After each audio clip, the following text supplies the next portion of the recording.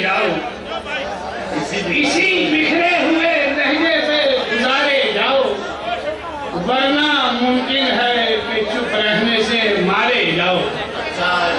इसी बिखरे हुए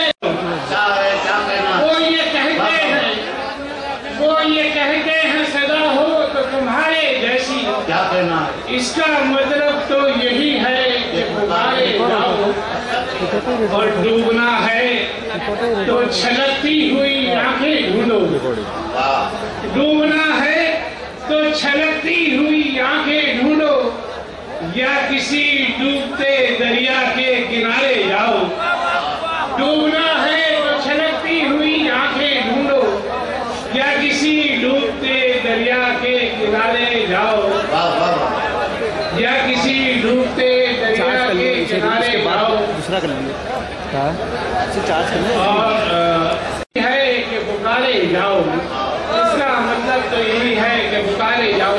और गजल का बच्चा सवा फरमाए, जरा नर्म सी गजल है, सवा फरमाए मतलब कि गुनगुनाती हवाओं पे लिखना दुआ, उड़ते उड़ते समंदर में छप देखना।